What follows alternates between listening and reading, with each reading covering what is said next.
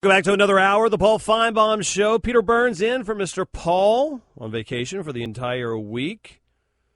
You're with me. Brad Edwards was sitting in yesterday. Good show with him. Earlier in the first hour, we had Pat Forty on from Yahoo Sports, who kind of took us through the timeline of everything that's going down in Ole Miss and the future of Ole Miss football.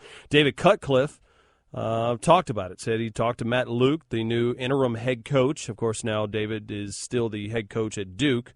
What was the best line, Hayes, that he had? Saying his best road trip was down at LSU because of what? What was the reason? The team bus, the Ole Miss team bus, that is, was mooned by two elderly Tiger fans. He said it was not a pretty sight. I'm gonna call my mom right after the show. Make sure she wasn't one of those people. I'd venture to guess it wasn't. I venture to guess it wasn't. We've been talking. Basically, we had Heather Dinich on as well too. She said, what was it? She said Ohio State, Oklahoma, Alabama, and who am I missing? Florida State? Was it Florida State?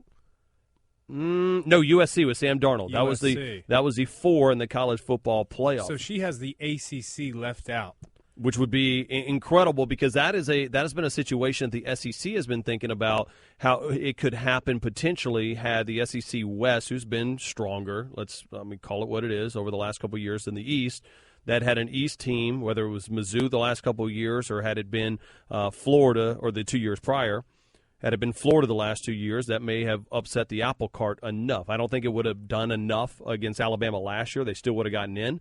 But that'll be intriguing because a lot of people believe Alabama going to beat Florida State right off the bat. There's more and more people that really get a chance to really dissect what Auburn is doing this year that think they have an opportunity to go in and defeat Clemson at Clemson with no Deshaun Watson, which would be shocking to me. You really think Lincoln Riley, at 33 years old, has enough experience to take Oklahoma to the playoff in his first year? I don't see. I'm sold. I'm not sold on how much the experience means for Lincoln right now. I mean, this is Bob Stoops basically saying, "Hey, I'm headed out. I've put $100 on the counter. There are 2 weeks of groceries in the fridge. Just don't wreck the car." I mean, this is mom and dad going out of town, and now he's the man of the house for Oklahoma football. It's not as if he has to do a whole heck of a lot more. He's been around that football facility. He's been around that program. He knows how the sausage is made. I don't know. I mean, and this is a question that we're getting to going forward as far as what Ole Miss does from a head coaching standpoint is how much the head coach himself changes. Right? It changes the dynamic of a team. We've seen it with Nick Saban, the dominance he's had, there's no doubt. We see it with Dabo Swinney as well, too. The Dabo wasn't an X's and O's guy. He was more of a rah-rah recruiter, a CEO, a manager of people, and he put people in the right spots. He hires Brent Venables. They have a great offensive coordinator. They do the right things, and guess what? That's why they won. LSU's banking on that. LSU's banking that Ed Orgeron is the same exact guy, that we need somebody that could be the CEO of a program, not necessarily an X's and O's guy. We got our X and O guy.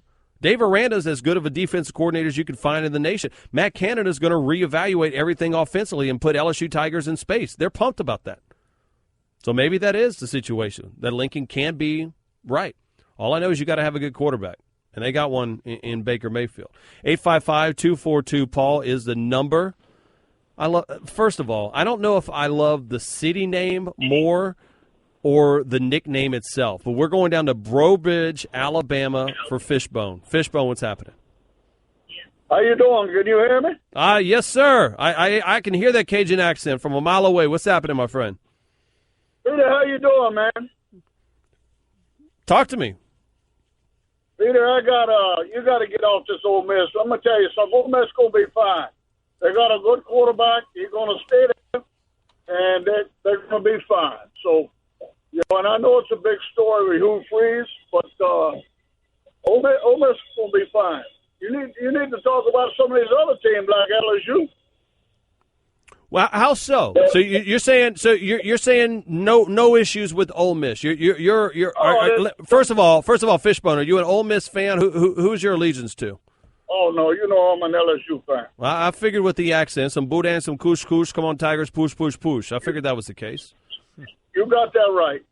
And, Peter, that Coach Cutcliffe, he's talking about that two ladies that mooned him back in '99. Yes, sir. That could have been my grandmother, Judy K. Poche. That ain't past her to do something like that.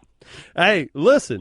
Whatever helps the team out. Unfortunately, it's Poche doing that. It didn't help too much because Cutcliffe's team came in there and into Tiger Stadium. They won that game. It was maybe a reverse mooning situation. Oh, believe me, I remember the game. It started raining in the fourth quarter, and we couldn't move the ball, and they had a big fullback. I can't remember his name now, but, yeah, they run it down our throat. Fishbone, real quick before I let you go, what happens down at LSU this season? What are you thinking as a Tiger fan? I think we're going to be real good. I think we're going to be probably 10-2. I don't think we have the horsepower to beat Alabama yet. It's going to depend a lot on Danny Edlin. If Danny can perform, which I think he can. You got to remember, Danny was a 4-star, top 11 recruit when he come out of high school. Mm-hmm. And I think with Matt Canada's system, if Danny can stay healthy, I think we can play with anybody, maybe with the exception of Alabama. And we're probably going to lose one somewhere. Somebody's going to surprise us, Mississippi State or maybe Ole Miss. But I think we'll end up being 10-2, and I think we'll end up being a top 10 or top 12 for the season. There he is, Fishbone from Breaux Bridge, Louisiana, one of my favorite city names. Says 10-2 for the LSU Tigers. Love it. Jasper, we go. What's up, Lance? Peter, speaking of Ole Miss, man, you told me last year Chad Kelly was the best quarterback in the SEC, man. What was that again? Wasn't even the best quarterback. You told me last year going into the season, Chad Kelly was the best quarterback in the SEC. I didn't know I didn't know what I'd get out of Jalen Hurts. So that's for dang sure. I told you I would take Bob's. I would take Brandon Harris. So I guess we'll call it Kyle and Brandon Harris. But come on, man. Hey, we both lost that one. I lost. Jump Dogs had a better season than Chad Kelly. They finished last in the division. Come on, man. Come on, Peter. Lance, if you're going to sell me on the season that Josh Dobbs had, I don't know if I can buy stock in that. I don't. Hey, I'm a Gator fan. But you can't tell me Chad Kelly was the best quarterback in the SEC last year. No. And my biggest point was he ain't even the best quarterback on his team. And at the end of the season, you couldn't find an Ole Miss fan that wouldn't agree with me. And they all cussed me out before the season. But come on, man. What do you see for the Gators this year, Peter? Everybody's hating. I was shocked to see two things. One, I was shocked to see McElwain, just how comfortable he was. Listen, Jim McElwain could be comfortable anywhere, right? He's just that folksy Montana guy. He's comfortable. But I also felt like especially last year when he was dealing with the quarterback situation, didn't know what they were going to get, Lance, that he didn't necessarily feel that confident in everything, right? And I kind of felt like he feels that confidence now. And I think that's the case, that he feels that he's confident in what he's going to get. The other thing that surprised me is that Malik Zaire, we're talking about who is going to kind of show up and surprise people.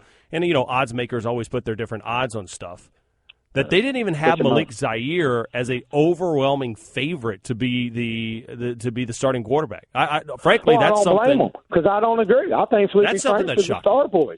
And that's something I that's shocking. I think where Jim McElwain's confidence comes from is Felipe Franks. He redshirted this kid last year, and it's his project, man. They stole this kid from LSU, man. If LSU gets Felipe Franks, that's Miles still coach. I mean, this guy's got a lot of talent, man. And if you look for the first time, Florida's got a real offensive line, man. I don't know if you can find a better left tackle in the country than Martez Ivey, man. He's got a chance to be a top 5 pick after his junior season this year. But I tell you, what was telling to me was after the LSU game.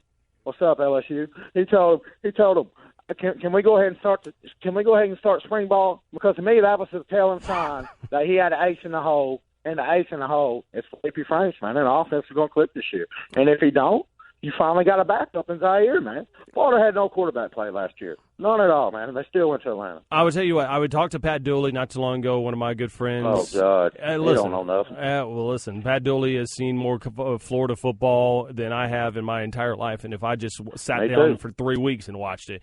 But what he told me is that he's seen a lot of teams come through Gainesville, and this was as excited of a team excited he was to see what a team could actually do on the field, because I think a lot of people felt like Georgia football, between Jacob Eason, even Jake Fromm, the freshman, pushing him, but they really felt with Nick Chubb, Sony Michel having a better offensive line and better wide receivers that they were going to be the odds-all favorite. They felt better about the Florida Gators. And that's the thing about Georgia. They tell you they got 2 quarterbacks. Everybody knows if you got 2, you ain't got 1. That's just Georgia fans won't believe they got more talent. You were just told me about Chad Kelly and Shea Patterson. They had 2. That means they didn't have 1? They had 1. Chad Kelly didn't do nothing last year. Come on. So Shea Patterson didn't do anything either, Lance. I thought he showed more promise than Chad Kelly. I think that's the reason Ole Miss fans are still halfway excited about. But Lance, you just told me if they have 2 quarterbacks, they don't have any. You just told me if they have 2 quarterbacks, they don't have any, and yet you're telling me that Shea Patterson was good. Pick a saying.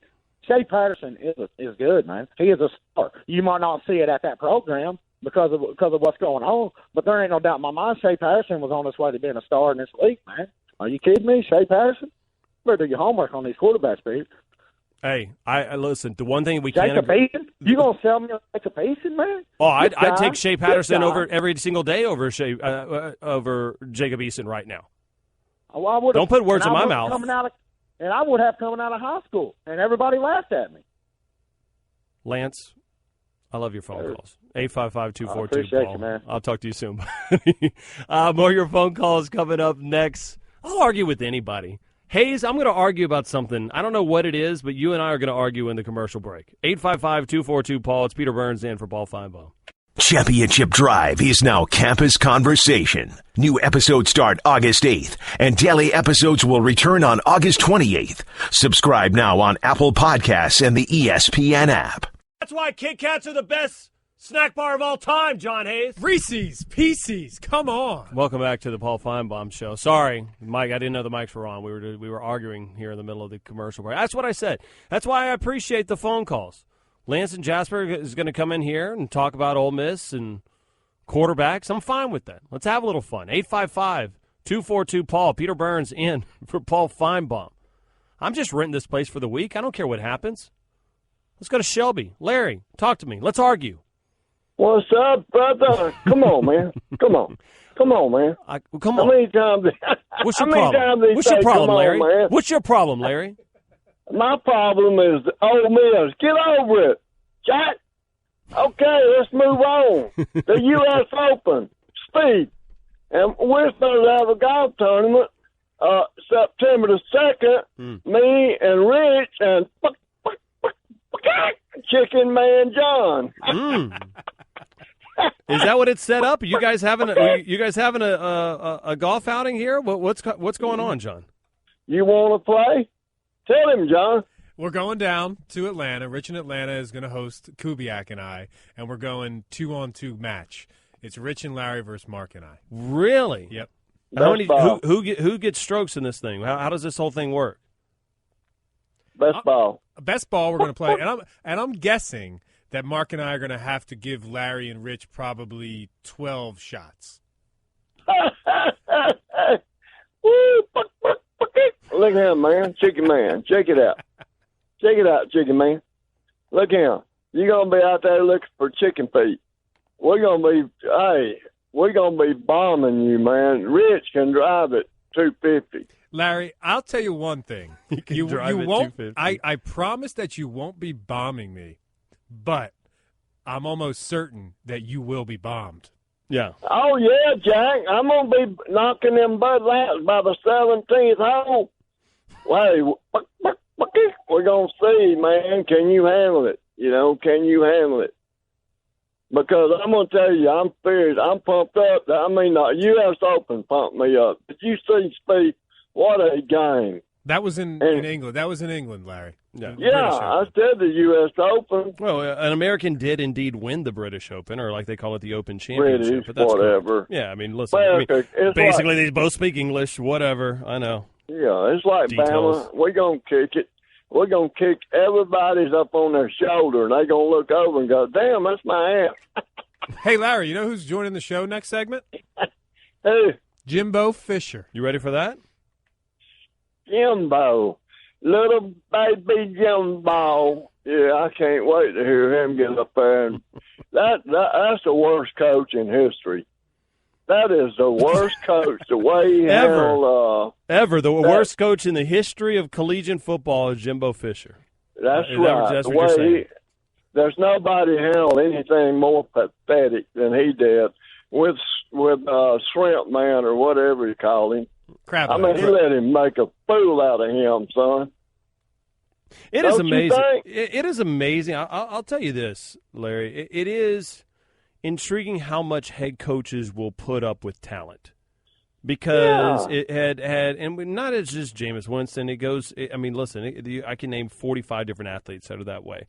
But how you can put up with a headache if they're extremely talented. And that's what everyone wants to talk about. I see it in politics all the time. And life's not fair. Oh, this is not fair because this is happening and it should be equal this and blah, blah, blah. That's the real world. Blah. That's the real world. And, I mean, the people who understand that there are certain peoples that don't live by the same laws as everyone else. And the sooner that you can tell somebody that and they completely understand it, you're in a much better space. What are you trying to say to me? That I don't understand nothing? No. Listen, I'm already backing you in the golf match against Hayes, so you're good. Hey, buddy. check it out, Jack. Check this out real quick. Saban would have dunked him. That boy was trouble, and Jimbo Fisher's a loser. Why don't you let Jimbo Fisher take calls? I would.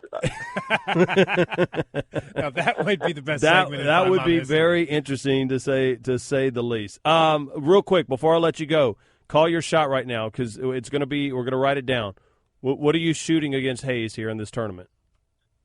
I'm going to be 81. Going to be my score 81. Okay, and they're going to be about 120. All right, 81. 120. Larry, we appreciate the phone call. Let's head on to Oxford, Mississippi. Gooch, what's happening? Hey, Peter, how you doing today? I'm doing well, sir. Considering it's about 145 degrees, we're okay. Oh, good deal. Larry always lights me up and is hysterical. Everybody here on this show is great. Oh, what I was going to ask you about is you made mention earlier about the Slayball article. Would you go into it a little more detail? Because this narrative about Ole Miss, which I'm a third-generation graduate of, would you elaborate on it a little more? Because I read the article briefly, but it goes into some stuff that we hadn't talked about. You know, I tell you what, we're going to have Jimbo Fisher. I'm up against a break right now, Gooch. Hang tight because around 5:45, I'll indeed do that. So give me a moment. Okay, hang with me for 20 minutes. I already got Jimbo Fisher coming up next because I want to ask him about Alabama and these games about it. Is you good with that? Can I take two? Yes, great. But can I take two shots? Lance, quarterback, Chad Kelly, Bill Pulliam said he's the best quarterback on the Denver staff when he gets healthy. He was averaging about 500 yards a game before he got his ACL torn. And also, the guy, Darryl from Georgia, tell him to get an offensive line before they are spouting out. Ole Miss ran through him like a sieve last year. Gooch, you're the man. Hang tight for 20 minutes. We'll talk about that Schleybaugh article. Jimbo Fisher going to join us next, 855-242-PAUL. It's Peter Burns in for Mr. Finebaum. Yes, on the Paul Finebaum Show, hosted by Peter Burns today, the head coach of the Florida State Seminoles, 78-17 in 7 seasons, Jimbo Fisher. Coach, 7 seasons. Can you? It doesn't even hit me in the head that you've been down there in Tallahassee that long. How about you? The same way. I mean, they've flown by, and like I say, they people always say as you get older and older, things go faster and faster, and they definitely are. I was going to say faster and faster. That's traditionally how fast you speak. Were you always a quick talker? Because I mean, no one ever wants to do a word count when I'm on the Finebaum Show because the transcript would be 1,000,000 pages long. But have you always been kind of that fast talker, fast Always guy? have. I mean, you're always, in ball or coach, you're always in a hurry. You're always on a time clock. So, and then, hey, in the huddle when I was playing quarterback, you had 30 seconds to get the play off. And you have to tell about 4 guys what to do, so you got to make sure you talk fast. You got to go. All right, you've been asked, in the offseason, we just got back from, I was covering SEC Media Days, and it's how much football can you really talk on July the 9th, right? Yep. I mean, it's tough because you guys haven't started practice. A lot of teams haven't done it either. So I'm going to go this way. I'm going to go a different curveball with you. What is the first job Jimbo Fisher ever had? Not coaching job. I'm talking the first time you ever collected a paycheck. What was it? I understand it was coaching because I never collected. I lived on a farm and coached on. And my dad, my paycheck, he said, "You got food. You got a roof on your head. You got food on the table." Isn't that right? When everybody else used to get in line to get paid, right? He said, "You got a roof on your head and food on the table. That's your pay. Now go get another job. Now get back to work." What were you doing? You name it. Swinging a scythe and cutting, as I say, cutting field the hay, running the tractor, putting up hay, building fence, dealing with chasing cows, putting cows in. Cutting cow. You name. Everything you do on a farm. How did you have to do the insemination of cows? No, we didn't inseminate, but we had to help them. We had to pull them, and when they had them and things like that. Did you? What was? Was there something you learned from that? Doing every single thing in the fields out in the farms that you kind of took to when you were. Hey, man, I'd much rather start coaching football. But to me, a farmer is a significant of America. You reap what you sow. What you put into it is what you get out of it. And if you don't do it the right way and put hard work into it and be very detail-oriented and take care of your equipment, take care of your animals, take care of everything on the place, it deteriorated. And it was something that my dad taught me at a very, very young age. What was the worst animal you had to deal with? I don't know. We had cows, horses, pigs. You had everything. You had a few pigs, you just butcher one. They're mainly cows and horses my whole life. Are you a person now being around it? Are you like, hey, I'm going to eat everything that's like straight from farm to table, or you're just like, no, I'm good. Just give me something good, chicken fried, and we're good. I'm good. What was that first coaching job that you had? The first time that you did collect that paycheck? It was Stanford University. I was a quarterback coach right when I finished out of school. What was that dollar amount? I know this. I don't remember the exact dollar amount of that one. I became the offensive coordinator in 91 and 92, and we went to the national semifinals and national quarterfinals, and I was making $15,000 a year. $15,000. That was in 1991. How did you do it? At what point do you sit there and go, yeah, I'm going to keep going down this line? That's what's funny. I never thought another way. I really didn't care. I never coached for the money. I loved what I was doing and couldn't imagine being away from ball or not coaching.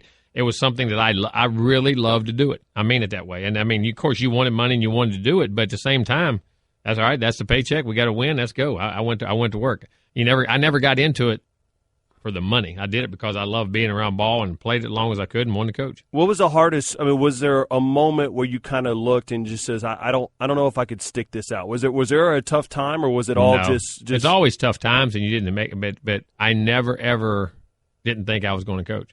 Never. Do you ever think that you'd be sitting here going, I got 8 months to get ready for Alabama, and arguably the biggest college football opening game of all time? Oh, I know. It is kind of real. It's kind of surreal to you at times, and we've won national championships. We've won 78. All those types of things, they are.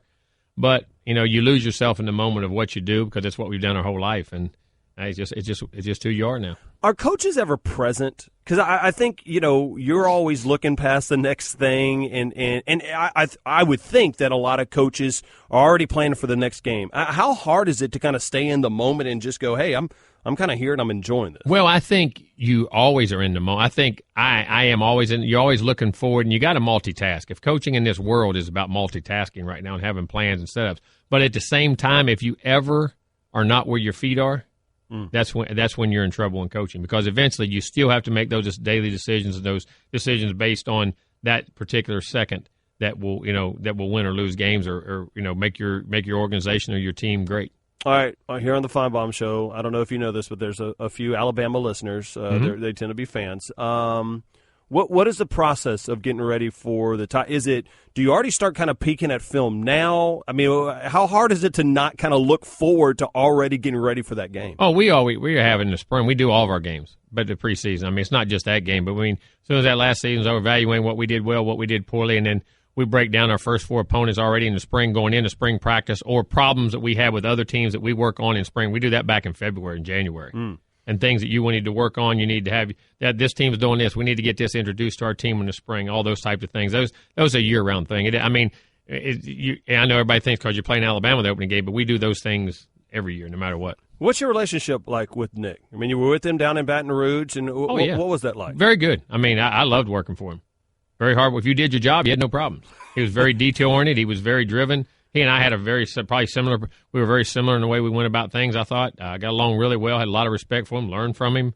Tremendous guy, tremendous coach, and still, we're still friends to this day. Do you talk during the off season, or is sometimes? It like when he's busy. On? No. When we see each other, we're very nice and talk, and sometimes we'll make phone conversation, different things like that. But we have a great relationship. What's it about, like the boat, fishing? I mean, what is a typical Jimbo Nick Saban conversation? It's usually more like? Ball or what's going on or what's coming out in the world. Not a lot of those at times because when I do get my time, I go with my kids and he goes with his family. But just sit around and have a conversation with him is very easy. He and I communicate very easily.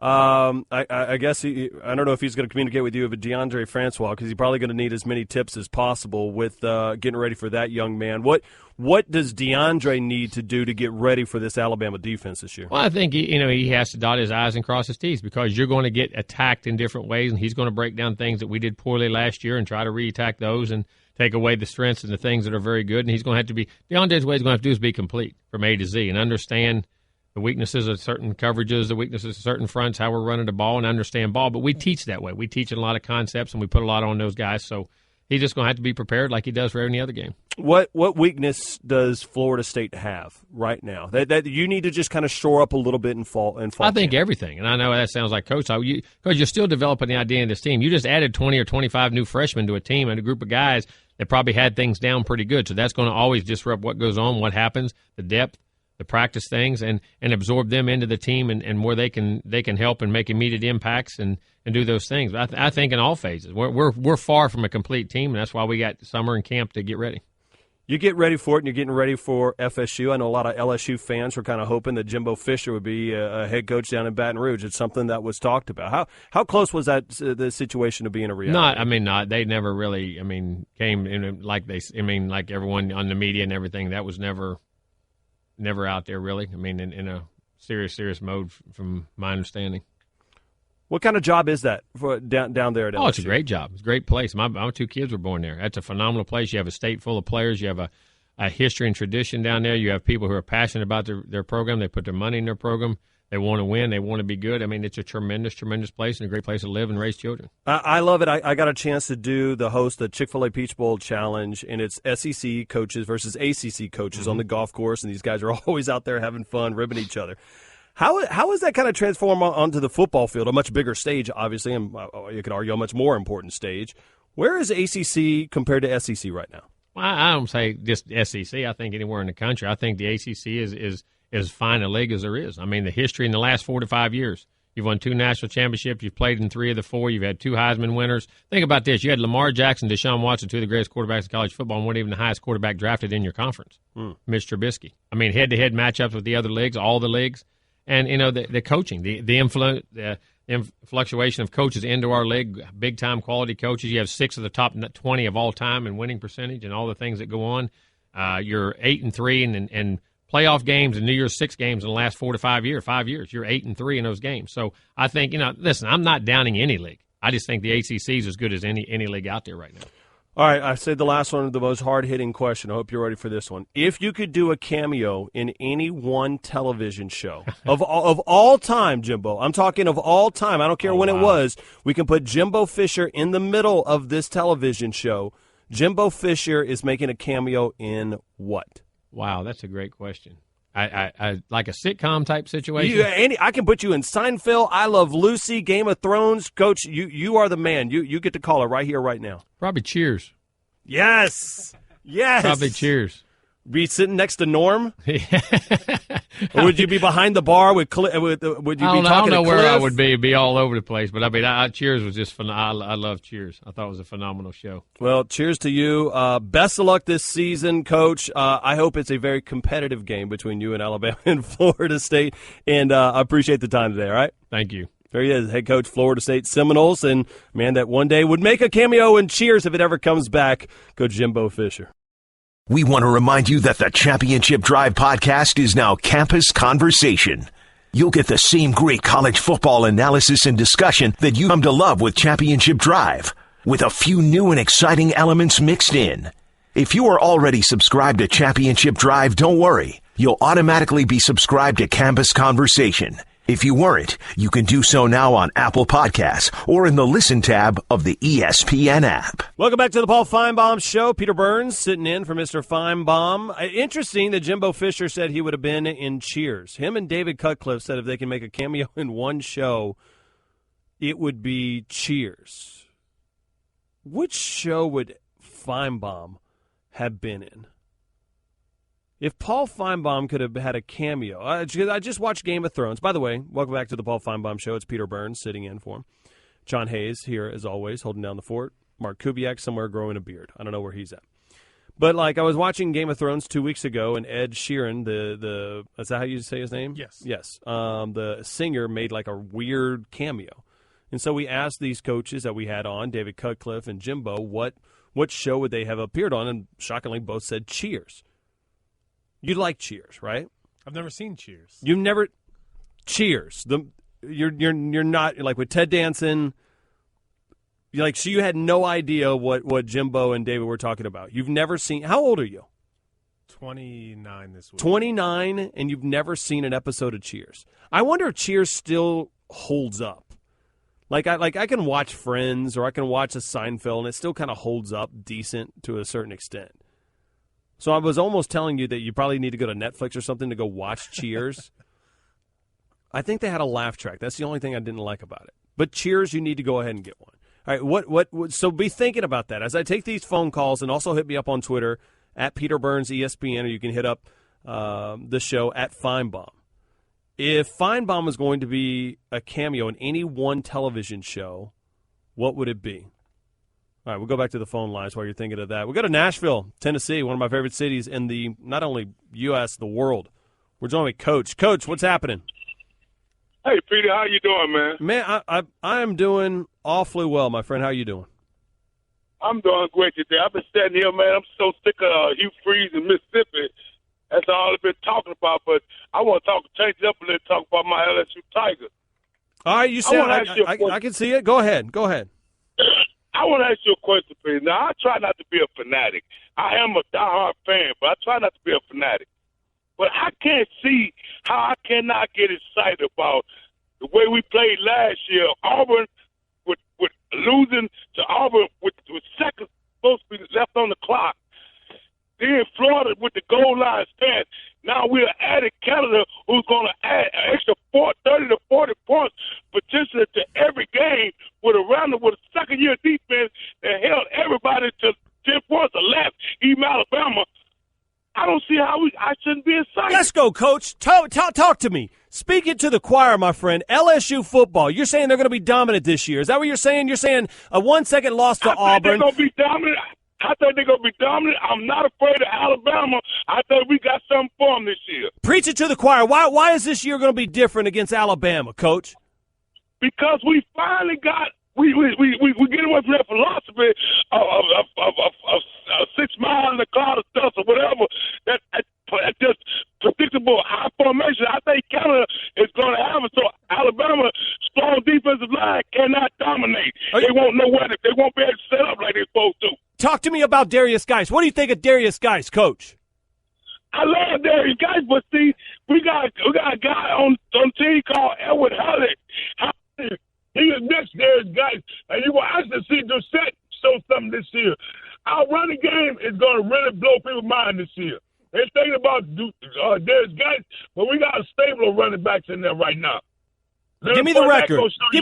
Give me. Have you already bought your tickets to the college football playoff for the LSU Tigers, Coach? The wide receivers, them jet sweep with Drake Davis, them man. We finna stretch the offense, man. Our offense is finna be awesome. Final record for LSU Tigers this year, Coach.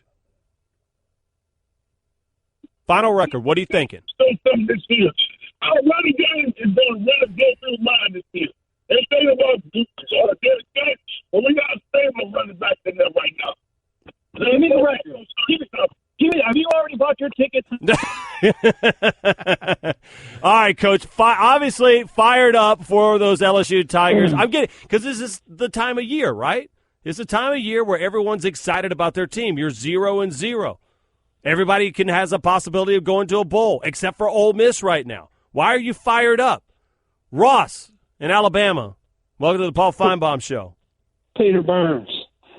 I heard you say a while ago that you would be shocked if Auburn would have beat Clemson. Can you tell me why you would be shocked?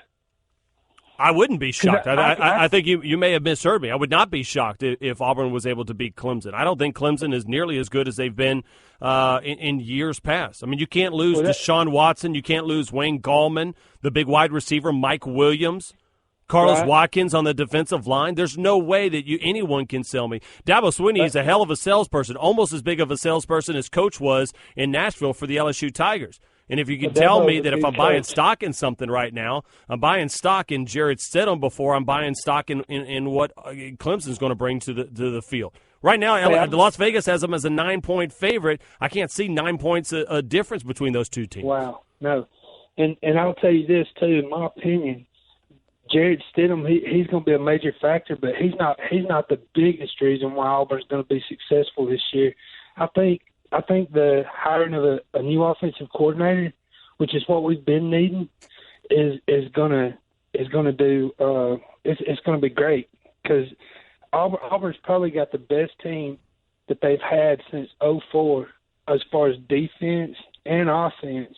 In 2010, we didn't have much of a defense. We had a great offense, but I think now we have a good defense and offense. Probably the best team we've had since 2004. And here's I thought I heard you say you would be shocked. No. The other way around. Ross, thanks for it. The phone call. The big thing there is that you have to find out, can you run an offense that's not with a mobile quarterback? That's what Gus and those guys have always tried to do. It's going to be a different situation with Jared Stidham. We'll talk a little bit more about Mark Slayball's article about Ole Miss coming up. Peter Burns in for Paul Finebaum.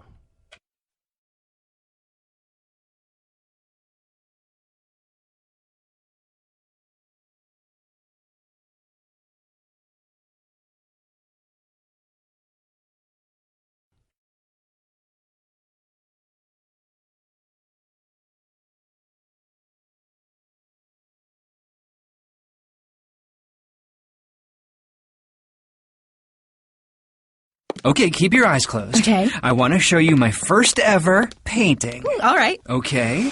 Open your eyes. Oh, that's a lot of colors and shades. So be honest. What do you think? Well, I like how if you switch to Geico, you could save hundreds of dollars on car insurance. Oh, yeah, that's true. Yeah. Here, why don't I hold your paintbrush while you call them? Geico, because saving 15% or more on car insurance is always a great answer. SC head coach of the Duke Blue Devils, David Cutcliffe, 10th season at Duke, a decade coach. How does that sound? Does it hit you like that it's been there a decade? Yeah, it's shocking. And when you start looking at the tenures of Duke football coaches, that is definitely an outlier. You go back and look, and it's something me and John Hayes were talking about before the show today of the success you've had at Duke and continue to kind of get it to that level. And in the SEC, as you know, being at Ole Miss and Tennessee, it traditionally was always kind of football schools, right, outside of Kentucky. And then in the ACC, sometimes that's a little bit different, and especially with Duke and maybe even North Carolina. What is that like when trying to get young men who want to be the big man on campus competing against the other big men on campus, literally the tall men on campus, the basketball squad, which traditionally always got the headlines? Yeah, it's well, the first thing I talk with our coaches about is to use it as an advantage. The name recognition regarding Duke was in regards to academics and basketball. So when we go into any state, any city, anywhere in the United States, people know who we are. And then the job is to get them on campus, and then it's got to be real. We had to build a football program, and the football program, like all of Duke University, is about excellence. And so we've kind of played off that. If it's about excellence, that's what we're about, and that's what Duke football is. How have you had success being likable? Because I feel like in NCAA football, there's a lot of coaches that have success, but they aren't exactly well liked. I mean, when I talked to people and I told them that I was interviewing David Cutcliffe today, there wasn't a person that told me that they didn't have a bad thing to say about you. I mean, what's something bad about you? Do you leave like the toilet seat up? Do you not mow the lawn when you're supposed to? Give me some dirt on yourself. You want me to give you my wife's cell number? There it is. Let's go. She can tell you plenty of things. You know, I am really impatient, much more than people might realize, and that's not a good quality to have outside of maybe being a football coach. But, I'll tell you this, when it comes to being liked or not being liked, I think a lot of that is about how we're raised. Just treat people well, and we've tried to do that everywhere we've been. There's no doubt about it. You spent time down in Oxford. Obviously, there's a lot of stuff that's going on right now down with the Ole Miss Rebels football program. What's your take on the situation, and what advice would you have for that team to kind of put itself back into a good spot? Well, Matt Luke played for us, and Matt Luke has coached for us at 3 different places, and so I've talked with Matt almost daily since last Thursday. I think that he's on track. It is that you just focus on football. And I said, talk less and do more. I think the thing that you have to do is just put the noise away, good or bad. And if you start, sometimes you get those adverse situations create unity and creates focus. And if you just take that and use it to your advantage, then the focus becomes so intense that nothing else matters. And that's literally, and Matt was a part of it, how we started at Duke. You asked earlier about the basketball thing. Well, we had such an intense focus on Duke football and doing everything we could to legitimize Duke football. That's just the day-to-day of Ole Miss football right now. That's a lot of adversity they've dealt with. And focus on one thing, playing the game of football. You're not going to rewrite anything right now. Focus on playing the game of football. We saw it with Ed Ogeron. He was interim coach, obviously, at USC. Didn't get that job. Got the job at LSU. We saw it with Dabo and, of course, the success he's had at Clemson. And you went from being kind of a coordinator from a positions coach to a head coaching gig early in your career. For Matt Luke, what's the hardest thing? I know you told him to coach football, but you can only prepare somebody for the onslaught that comes. What was the hardest part of taking that jump? Well, time management. You're going from taking care of your position or even your side of the ball to everything comes back to you, and you've got to learn that there's a time for all of it, but you have to prioritize your time extremely well to be successful head football coach. The other thing I've loved about Matt all his life is that Matt genuinely cares about people. If you lose that, you're going to lose everything about the organization. It's not about you. It's about them. And I've continuously reminded Matt, everybody's patting Matt on the back. Everybody wants to talk to you suddenly. Everybody wants to. You're the best friend of everybody, yeah. Right? And, it's about them. There are people that walk in a room, and the way they walk in a room, you can tell they're saying, "Here I am." You have to be one of those people that when you walk in the room, it should be there you are. And that's, in my opinion, what a head football coach and a leader has to be, and I think Matt can do that. What's it like for coaches getting that second opportunity to be a head coach? You had it after Ole Miss and having success at Duke. We see it with Will Muschamp in his second time around, even Ed Ogeron in his second time around. How much did you change from the first day you took over at Ole Miss to the first day you took over at Duke? Quite a bit. I think we learned those lessons the hard way, and I think experience and time is a great teacher. Failures that we have or don't have are almost always associated with our people, the people you've surrounded yourself with, learning to make decisions based on all of the right principles and reasons. And I think we've done a much better job of that at Duke than what we did the first time. Although we had a lot of success at Ole Miss, we actually had the most successful 5-year run. That they've had, and but there are no shortcuts. There were holes in some of our consistency with people, and you can't have that. It's got to use a young person's term to some level. That's got to be real. You got to make it real, and I think if you start trying to implement things that aren't really what you believe in, do things you don't believe in, you're going to find yourself in trouble. Outside looking in and taking a look at the SEC, and obviously Finebaum listeners that are listening to us right now are always locked in so much to the SEC. How good of a job is that Ole Miss job? Well, they've done a tremendous job with facilities, daylight and dark, from when we began there in 1999, as it should be. You have a great administration. I think Ross Bork's done an incredible job. You have the SEC network, which is, I think, really made every SEC program right now much better because the finances are better.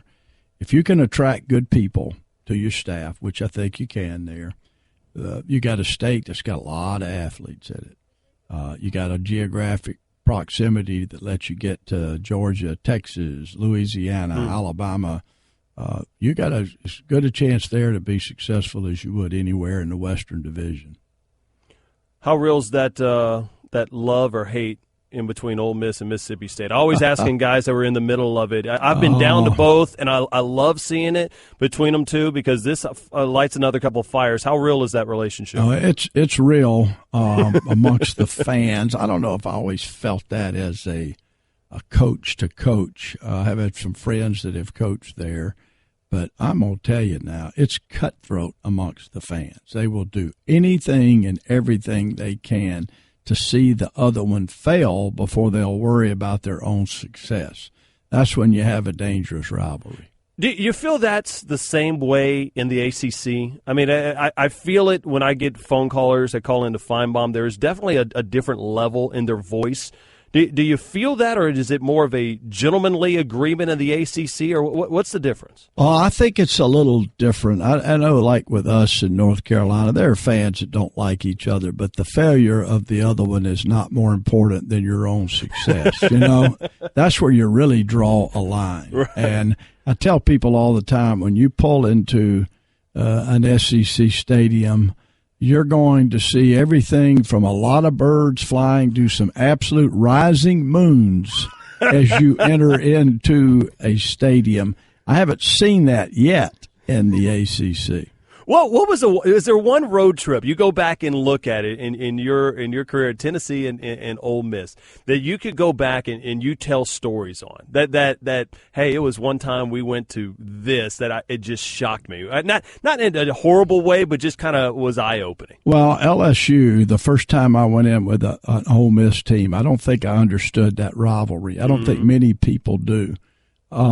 Every game we played in Oxford, at the end of the national anthem, somebody would yell, "Go to hell, LSU." Well, the same thing was occurring in Baton Rouge. And when we went in there as an Ole Miss team, they would not let our bus go by. They were spraying something as if they were defumigating the bus, rocking the bus. And then that's when I saw two elderly ladies absolutely moon our bus. It was not a pretty sight, I promise you. Two old ladies giving you the Baton Rouge welcome. Yeah, and, I wasn't expecting all of this, and then I came out of the locker room pregame to walk the field, and I was being burned in effigy in the student section, and about that time somebody prodded or hit that tiger cage that was hidden around the corner. That tiger hits that cage and roars. And I said, okay, this is going to be an interesting night. And thank goodness the good guys won.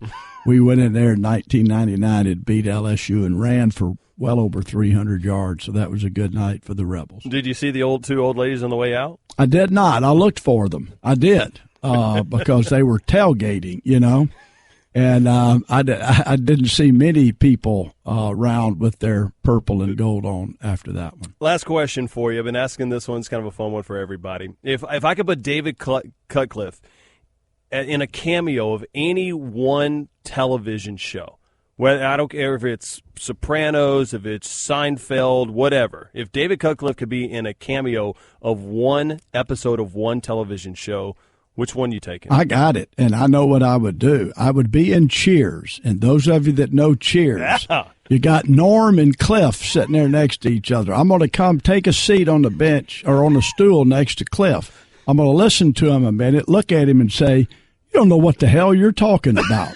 So that's me on Cheers. Oh, that is fantastic. All right. Yeah, Sam Malone behind the bar. You got it. We'll have a good one. Coach, I appreciate it. Like I know that you're busy this week, and great to talk to you. Some great insight on Ole Miss. Continued success at Duke, and I hope to connect with you soon, all right? All right. Take good care. Have a great day.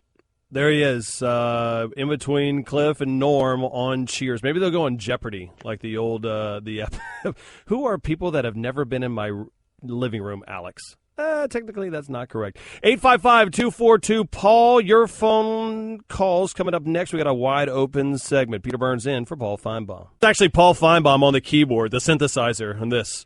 Little did you know, Paul Finebaum, a crazy BPM electronic dance lifestyle. No one knew about it. That is an absolute lie. 855-242-PAUL is the phone number. It's Peter Burns in the rest of the week for Mr. Paul Finebaum. Taking your calls as always. Go to Paris, Mizzou. Kim's been waiting on hold for well over, I think, almost, I want to say 45 minutes. Kim, what's happening?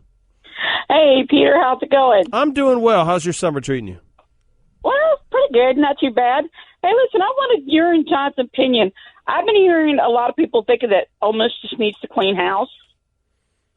And I don't know how safe Ross Bjork's job is, but what do you think about this if they do have to clean house? Archie Manning, the new AD. Archie Manning, the new possible AD. I'll tell you this. I think what they'll have to look at for Ole Miss, and this is no different than this is not just Ole Miss or any other SEC school or any other NCAA school. They're going to wait till all the facts come out here for the NCAA, right? They're going to find out what exactly happens, and at that point, they're going to have to decide, what do we do? Is this contained? You know, it's like a surgeon. Have we contained this and removed it and we can move forward, or we need to extract more? And that's as simple as it's going to be. To say what's going to happen, I really don't know, because the NCAA tends to just spin a wheel on these type things, right? It's almost like pin the tail on the donkey. They put on a blindfold. We have no idea. There's a reason why it's been about 15 years in North Carolina still hasn't gotten anything, right? It baffles me. So it's too early to say that. As far as for Archie Manning being a possible athletic director, if I'm Archie, why would I want that job? And the only reason why I say it, not that it's not a great job, Kim, but more of the fact of Archie's got the perfect situation. He could be an ambassador to Ole Miss football.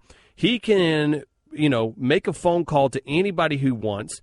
Everyone wants to meet with Archie. Archie has more power as the athletic director at Ole Miss than probably Ross Bjork right now.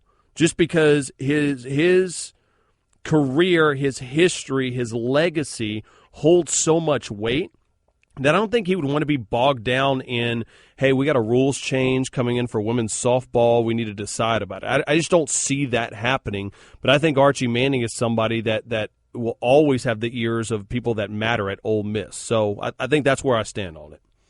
Okay. Well, I just wonder also, when are all these left field hits going to quit coming? It just seems like the shoe never stops dropping on this story. Listen, I don't think it's anytime soon. I think that as long as Houston Nutt still has some type of lawsuit against Ole Miss, until that is situated and figured out one way or another, I think you'll still continually hear a drip, drip, drip. You hope that it's already done, but I don't know if it's anytime soon, Kim. Thank you so much for the phone call.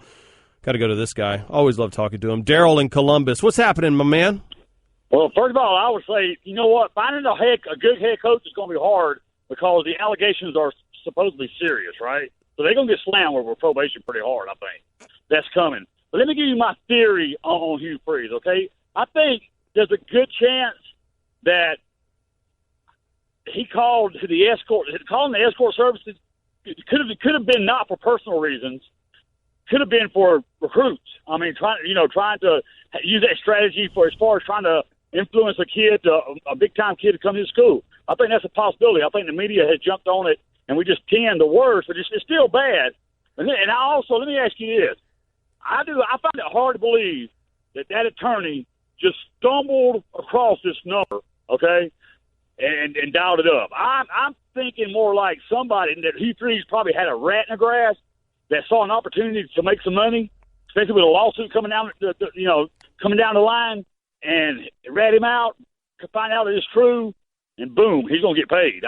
What's your thoughts on that? Well, there was I think it's Stephen Robertson, a huge Mississippi State fan. Mark Schlabach had the article about it that basically he was writing a book about it and just would not give it up. I mean, true rivalry fan guy said, hey, I'm going to be a part of this, and starts digging, and it got into it. As far as what happened on the phone call, it's gotten to the point where I don't even care. I because at this point, I think it's moot to the NCAA investigation. I don't think we talked to Pat Forty about it earlier, and he believed that the same spot is that it's not going to have any kind of control going forward on how the NCAA rules on this stuff. What we do know is that Ross Bjork and Ole Miss said, hey, there was something that was troubling here.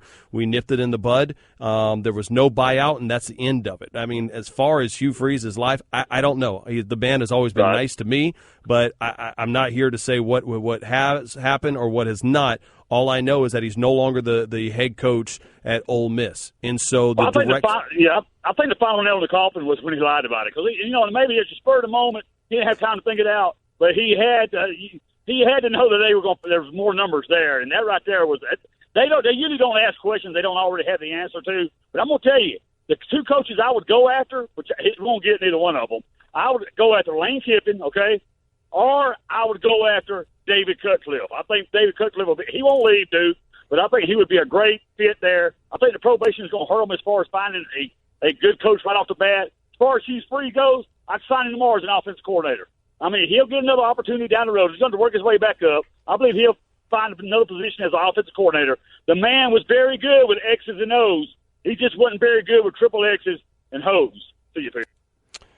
You go look in what Bobby Petrino had. I mean, Bobby Petrino is the head coach at Louisville and just had a Heisman Trophy winner, right? I mean, listen, what Bobby Petrino has done is about 500 times worse as far as in my mind. So, listen, if you can, and we've seen that, right? We've seen that if you have success calling plays, if you know you can have an offense, you're going to get an opportunity to play. As far as Lane Kiffin, I will tell you, there is a 0.0001% chance of happening that Lane Kiffin would be the head coach at Ole Miss. And the only reason why it's 0.0001% is that if every single person who ever coached the game of college football decided they no longer wanted to coach football, and Lane Kiffin was the only person standing alive in the history of college football landscape to get that job. There's no way Ole Miss, after having to deal with this, would go with a petulant child like Lane Kiffin. It's not happening. Peter Burns in for Paul Finebaum, 855-242-7285. That's 855-242. Paul, your calls, and Heather Dinich going to join us in studio just a moment. To the Paul Finebaum radio program. Peter Burns in the big host chair for Mr. Finebaum. You can follow me on Twitter at Peter Burns ESPN. Been talking a lot about the future of Ole Miss football. My goodness, the saga that was. The soap opera, and I don't think it's done. It's basically I'm like halfway through the season of House of Cards. I have no idea what's going to happen next. Yet I know something is going to happen, and it's going to change Ole Miss football for arguably the next decade. I just don't know what it is. It could be the NCAA coming in tomorrow saying, hey, you know what, 1-year bowl ban? All right, there it is.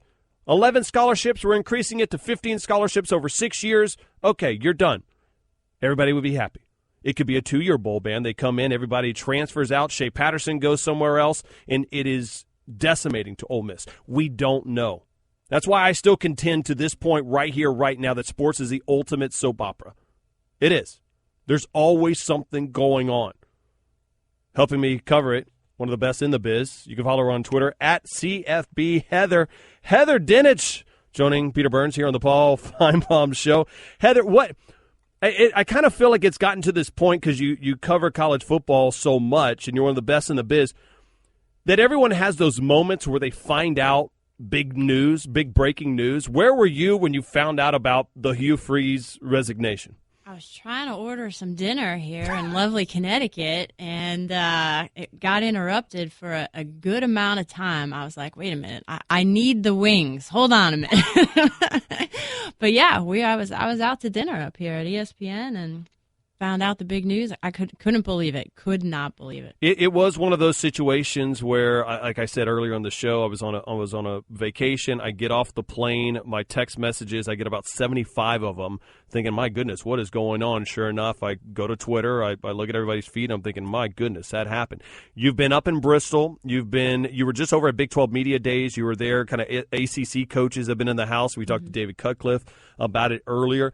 Have you gotten a kind of a sense from coaches, because I know a lot of times when these coaches kind of go from interview to interview, they kind of talk about stuff.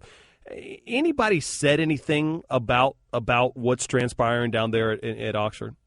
Well, Mike Gundy was interesting because he said, you remember a couple of years back we had the Sports Illustrated article come out, and he said, when the NCAA gets in there, he used the word annoying. He was like, it's annoying because they get in there and you do everything on their time. You go to Indianapolis when they want you to meet. So it was kind of interesting talking to him about that. And then, of course, sitting down with David Cutcliffe, who is, he's genuinely one of the good guys in the business. And right. he was like, the irony of it is he was there getting off a plane when he found out about it. It was like that day he was going to see his new grandbaby.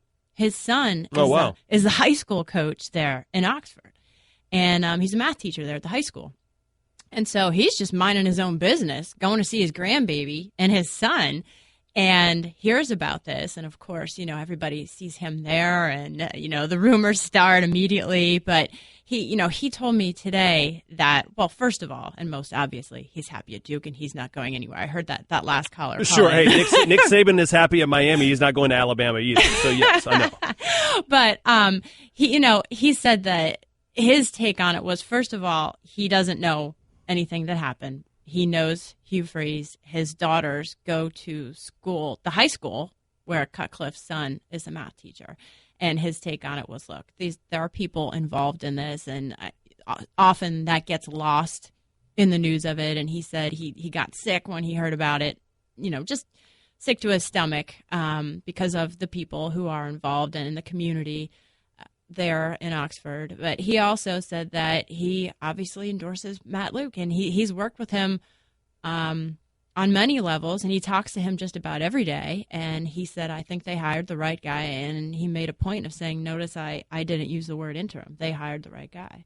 Right. And I don't think that they even look at going in searching for a head coach until, if they do, until late into next season. Now, the only good part about any of this is that they will have, in essence, a heads up on any other program as far as taking a look and judging interest from other people, whether it's David Cutcliffe, whether it's Les Miles, all these names that get that fly out. So I think, they do give an opportunity for Matt Luke, because, correct me if I'm wrong, Heather, if I'm going down the wrong path here, but I'm a firm believer they can't do anything. They can't even sniff even scenarios. They can't even whiteboard anything down in Oxford until they know exactly what's going to happen with the NCAA, the allegations against them. Right. And, it's interesting. We were just sitting there chatting with Larry Fedora from North Carolina, and one of the guys in the room was like, yeah, man, who's going to want to take that job with all that NCAA stuff going on? And I was looking at Larry, and I was like, a little bit about that. Right? No kidding, right? Yeah. So, look, the dust has to settle. There's so much stuff still going on. There's probably so much more to the story that hasn't even been reported yet. But, you look at Penn State. You look at USC and these programs that have gone through significant sanctions and scholarship reductions and all that stuff like that, and you have tangible evidence of exactly what kind of a kick in the gut we're talking about here, right? And how long, years it can take to recover. Penn State had the bowl ban for 2 years, if I'm not mistaken, and then it was USC had it for 2 years, and it took them 4 years to kind of get back to at least relevance. Right. Penn State was 5 years. And that's kind of the timeline, the hard concrete facts you're talking about. Right. But you also look at two of the teams that I know I'm going to be talking about heading into this season as can they pick up where they left off, which is Penn State and USC. Mm-hmm. So you just don't have that sort of, in my opinion, death penalty kind of mentality anymore in college football. You have the, man, this is going to derail you for a long time, but there's also a reset button and evidence of that. Well, yeah, and after SMU got the death penalty years prior, I mean, in the late 80s, early 90s, or wherever it was, they NCAA understood, hey, listen, we have to combat this, but not to that level. Right. And you go back and look at a team that you've been talking about a lot, is Ohio State. Ohio State had to deal with it, and there were no issues whatsoever. Boom. Next season that they did have some NCAA transgressions, and boom, they had an opportunity to bounce right back. Overall, when you took, ACC coaches have been down up there in Bristol, you've been covering them. What is the level of satisfaction, or kind of this? Is there a swagger that's different to them this year than you've seen in years past? Oh, heck yeah. And, it's been a while since I've sat with a lot of these guys face-to-face, like Dave Clawson at Wake Forest, Steve Adazio at Boston College. But there is no doubt a renowned confidence in these guys. And it's not just the fact that Florida State and Clemson or Louisville are doing their thing in the national picture. It has a lot to do with the fact that they are coming out on the winning end in their bowl record against Power 5 non-conference opponents as well. This is the first year in many years that every head coach returned for the ACC spring meetings. They didn't have any turnover at the head coaching position. They have had phenomenal quarterback play. You look at Deshaun Watson, and, right. It's that Trubisky, yeah, absolutely. Yeah, and it's that, the head coaches and across the board defenses. You look at Miami's defensive line this year. I mean, nobody's talking about NC State's defensive line. They've got 4 seniors. So across the board, the league has gotten better, and every single one of them sat there and was like, look, I'm not just saying this because I'm in the ACC, but there is proof, statistical proof that we were the best conference last year. Listen, I agree to disagree with those coaches when they say that, simply because, I believe that they were top-heavy, but I also don't believe that the ACC continues to have to go through the grindhouse that is an SEC West division or even an SEC East, which I think sometimes it has been on the lower end. I get it the last couple of years. But I think it has a lot to do with what exactly you said, the quarterback play. I mean, quarterback play has been disgusting here in the SEC. Listen, if you're a Finebaum fan, you're listening to this, you understand that quarterback play has been absolutely dismal, and maybe that is. So many people have talked about it, Heather, that it's the head coaches, but maybe it's as simple as the quarterback position, which appears to be as strong and healthy as it's been in the SEC for a long, long time. Yeah, it's good. Here's another thing to think about, though, and this is something that's come to my attention in talking to the Big 12 coaches and the ACC coaches this week, is that when it comes to the playoff, and I'm thinking about the lopsided divisions. You're talking about how great the SEC West is. I'm talking about how great the ACC's Atlantic is, right? Right. The Big 12 is going to be the only Power 5 conference this year in the playoff that is guaranteed to have its top 2 teams play. And the more I think about it, the better off I think the Big 12 is in the selection committee's eyes, because you can very well have a number 1 Alabama playing number 23 ranked Florida team, or you can have a number 1 ranked Florida State team playing a number 23 Georgia Tech team. Whereas in the Big 12, you're going to have 2 really good teams who are undoubtedly the best in that league going against each other, and it could be a really big gamble for those other conference champions. Should they lose, they're out. If you're playing, and it's a game in which no defense will be played, and the final score will probably be like 85-78. That's what we've known. That's why the Big 12 quarterbacks always look good in the eye test, because there's not much defense. A little bit kind of like the Pac-12. Hey, can you stick around for one more segment? I can. All right, Heather Dinich joining Peter Burns here on the Paul Finebaum Show. Hit us up on Twitter at Peter Burns ESPN. Hit up Heather at CFB Heather. More of your phone calls coming up next on the other side. To the Paul Finebaum radio program, Peter Burns sitting in for Mr. Paul Finebaum. Hit me up on Twitter at Peter Burns ESPN. You can also get in touch with her at CFB Heather. Heather Dinich joining me for a real quick segment here. Heather, who is an outsider to make the college football playoff? If this is your beat, and we say Alabama, I'm going to say Ohio State. But who are you doing your due diligence on early in the season to say, hey, I was on this team before anybody else was talking about it? Geez, that's a tough one. Right? I mean, it comes out of nowhere, but Yeah. there's got to be teams when you talk to these coaches, you're like, man, I kind of got a feeling this is what I see that, if you were taking a long shot, who do you like? Okay, well, a lot of people are talking about Oklahoma State, but I'll go one deeper on that, and I'll say West Virginia.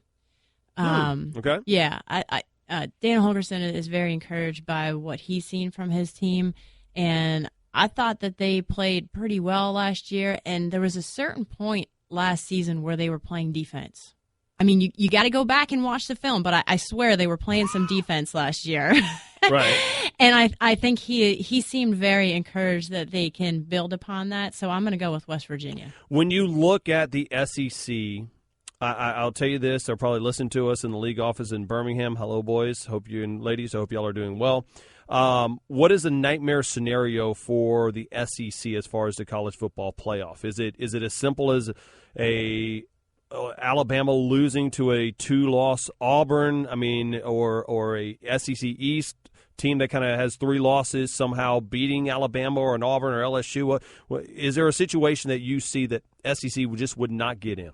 Yeah, I think you nailed it there when you said pretty much having a mediocre SEC East team with 2 or 3 losses pulling up the upset in the championship game. I mean, to me, that's especially depending on what's going on with the rest of the country. But, I certainly don't think that the SEC is invincible to being left out, especially if that happens.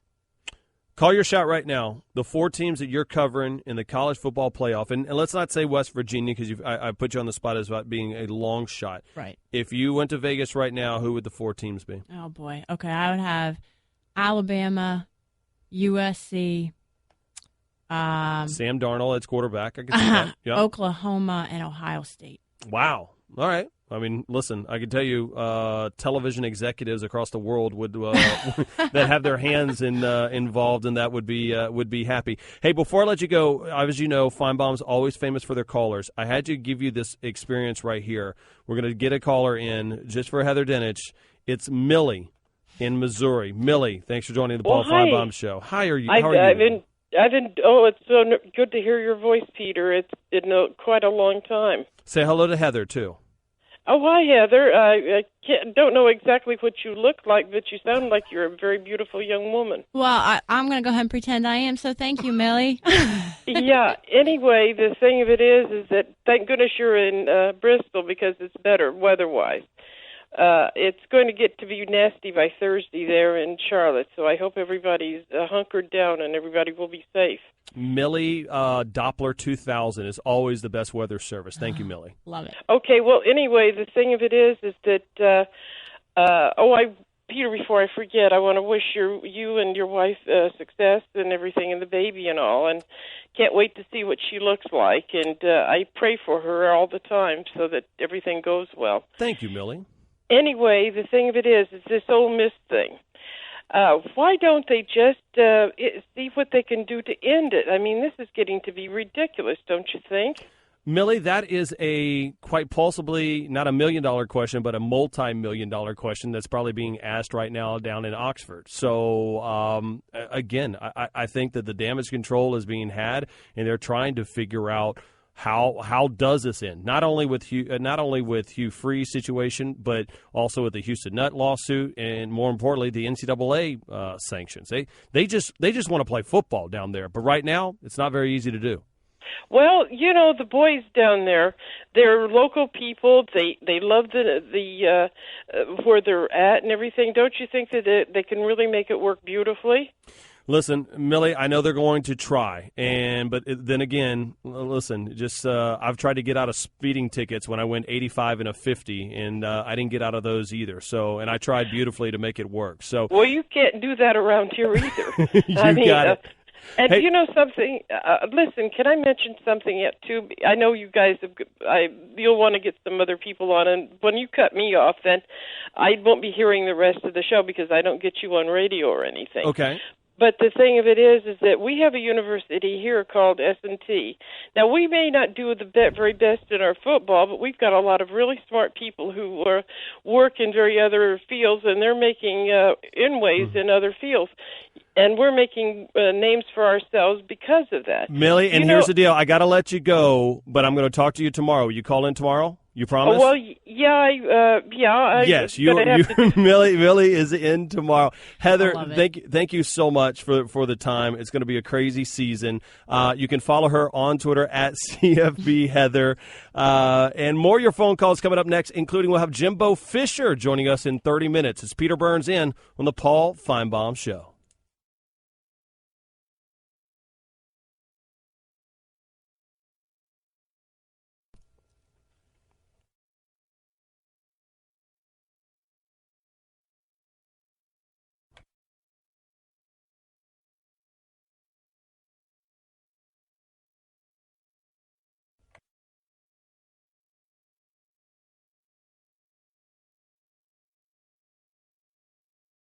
You're listening to Love Advice with Leanne. Caller, you're on the air. Hi, Leanne. Long-time listener, first-time caller. Why, in your professional opinion, do you never take my calls off the air? Is this Carl? Yep, it's Carl.